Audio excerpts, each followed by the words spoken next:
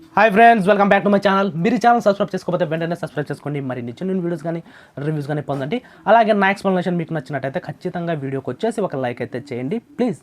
ఈరోజు టాపిక్ వచ్చేసి ఏంటంటే, మెగాస్టార్ చిరంజీవి గారికి బాలకృష్ణ గారు నటించిన సినిమాల్లో ఇన్స్పైర్ చేసిన సినిమా ఏది, అలాగే బాలకృష్ణ గారికి మెగాస్టార్ నటించిన సినిమాల్లో నచ్చిన సినిమాలు ఏవి, అలాగే బాలకృష్ణ గారు నటించిన సినిమాలో చిరంజీవి గారి సినిమా యొక్క రెఫరెన్స్లో వాడిన సినిమా ఏది, అలాగే చిరంజీవి గారు వచ్చేసి బాలకృష్ణ గారి ఒక సినిమాకి వచ్చేసి ప్రమోషన్ చేశారంట. మరి ఆ సినిమా ఏది, దాని గురించి అయితే ప్రతి మేమైతే మాట్లాడుకుందాం.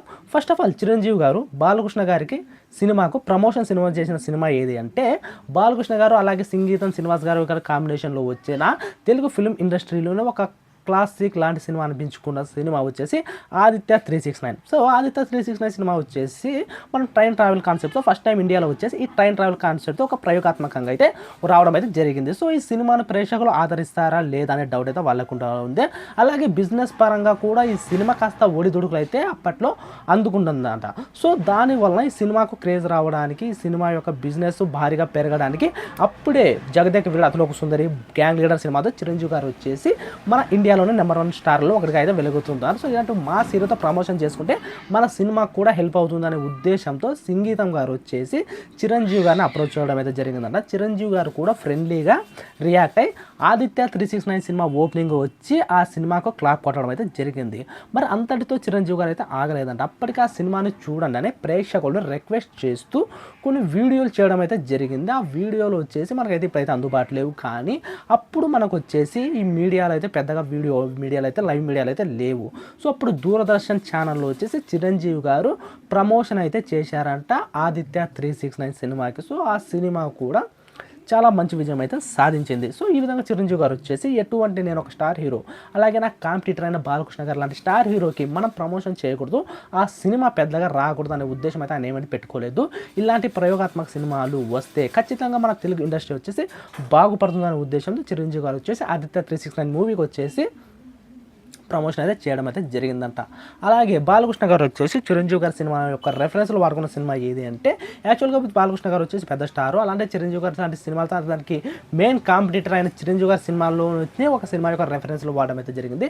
ఆ సినిమా ఏది అంటే 1997 సంవత్సరంలో కోదండరామిరెడ్డి గారి కాంబినేషన్లో వచ్చిన ముద్దుల మొగుడు అనే సినిమా అయితే ఉంటుంది. అందులో వచ్చేసి చిరంజీవి బాలకృష్ణ గారు వచ్చేసి యాక్చువల్గా ఆయన స్టోరీ వచ్చేసి సపరేట్ ఉంటుంది, కానీ అందులో వచ్చేసి బ్రహ్మానందం గారితో ఒక కామెడీ ట్రాక్ అయితే ఉంటుంది. ఆ కామెడీ ట్రాక్ వచ్చేసి మెయిన్ మొత్తం ప్లాట్ వచ్చేసి యాస్టీస్ అల్లుడా మజాకల్లోని మెయిన్ కాన్సెప్ట్ అయితే తీసుకోవడం అయితే జరుగుతుంది. అల్లుడా మజాక్ సినిమాలో అయితే ఒక కామెడీ సీన్ అయితే ఉంటుంది కదా, ఒక గదిలోకి చిరంజీవి గారు ఆయన అత్తతో అలాగే రమ్యకృష్ణ గారితో ఒక గదిలోకి వెళ్ళడం అయితే జరిగింది. తర్వాత వాళ్ళతో శోభనమైందని ఒక కామెడీ స్కిట్ అయితే జరిగింది. అప్పట్లో చిరంజీవి గారు ఆ స్కిట్లో ఆ కామెడీ ఆ సన్నివేశాల్లో నటించినందుకు చాలా విమర్శలు అయితే వచ్చాయి. చిరంజీవి గారు లాంటి ఫ్యామిలీ హీరో, ఒక మాస్ హీరో, ఒక టాలీవుడ్ నెంబర్ 1 హీరో అయిన చిరంజీవి గారు ఇలాంటి అడల్ట్ టైప్ ఆఫ్ కంటెంట్స్ ఏ విధంగా సీన్ చేయగలిగారు అని కాస్త విమర్శలు అయితే రావడం అయితే జరిగింది. మరి అటువంటి సీన్ని బాలకృష్ణ గారు నటించిన ముద్దుల మొగుడు సినిమాలో రీక్రియేట్ చేయడం అయితే జరిగింది బ్రహ్మానందం గారి మీద. అక్కడ బాలకృష్ణ గారు కూడా ఎటువంటి భేషజాలు పోకుండా, ఒకవేళ కామెడీ సీన్ కాబట్టి బ్రహ్మానందం గారి మీద పెట్టుకోవాలనుకుంటే పెట్టుకోండి, మనకు అభ్యంతరం లేదని ఆ సినిమా దర్శకుడు వచ్చేసి కోదండరామిరెడ్డి గారు. ఆయన చాలా పెద్ద గొప్ప డైరెక్టర్. బాలకృష్ణ గారికి కూడా భార్గవరామ్ లాంటి సినిమాలు అయితే చేశారు.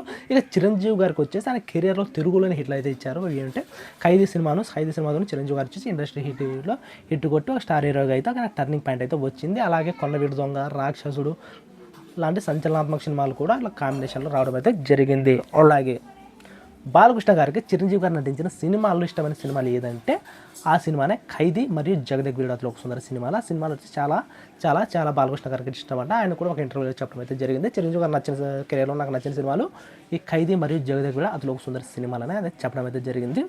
అలాగే బాలకృష్ణ గారు నటించిన సినిమాల్లో చిరంజీవి గారికి నచ్చిన సినిమా ఏదంటే ఆ సినిమా వచ్చేసి నచ్చడం అంటే కాదంట, కానీ సమరసింహారెడ్డి సినిమా అంటే చాలాసార్లు చిరంజీవి గారు వచ్చి ఆ సినిమా అయితే చేయడం అయితే జరిగిందంట. అలాగే ఆ సినిమా యొక్క ఇన్స్పిరేషన్తోనే ఆయన ఇంద్ర సినిమాలో నటించడం కూడా జరిగిందంట. ఇంద్ర స్టోరీ విన్నప్పుడు కూడా ఇది కొంచెం సమరసింహారెడ్డి లాగే ఉంది కదా అని అయితే అన్నారంట. అన్నప్పటికీ కూడా దీని యొక్క ఎలివేషన్లు, మ్యూజిక్ అది చెట్టి ఆ టైప్ ఆఫ్ ఉన్నప్పటికీ కూడా ఆయన చేసి ఒక వేరే ఇంద్ర సినిమా చేయడానికి కూడా నాకు ఒక రకంగా ఇన్స్పిరేషన్ సమరసింహారెడ్డి సినిమా అని అయితే చిరంజీవి గారు ఎటువంటి భేషజాలకు వెళ్ళకుండా చెప్పారనమాట. సో ఈ విధంగా 4 పాయింట్లు మీకైతే చెప్పడం అయితే జరిగింది.